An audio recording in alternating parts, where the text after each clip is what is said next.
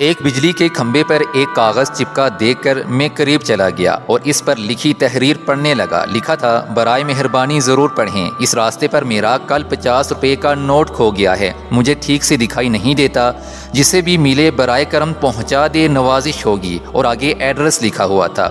یہ پڑھنے کے بعد مجھے بہت حیرت ہوئی کہ 50 کا نوٹ کسی کے لیے اتنا ضروری ہے، تو اس پتے پر جانے کا ارادہ کیا اور اس گلی میں اس مکان کے دروازے پر آواز لگائی۔ ایک ضعیفہ لاٹھی ٹیکتی ہوئی باہر آئیں۔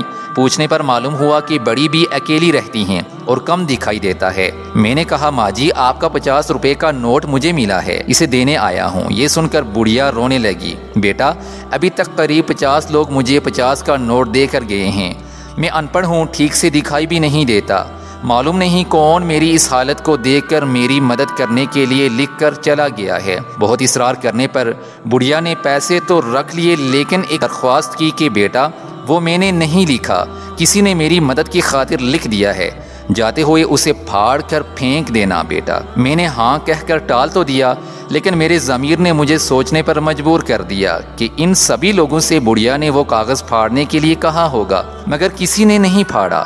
زندگی میں ہم کتنے صحیح ہیں اور کتنے غلط، یہ صرف دو ہی جانتے ہیں، ایک اللہ اور دوسرا ہمارا ضمیر۔ میرا دل اس شخص کے بارے میں سوچنے پر مجبور ہو گیا کہ وہ شخص کتنا مخلص ہوگا جس نے بڑھیا کی مدد کا یہ طریقہ تلاش کیا۔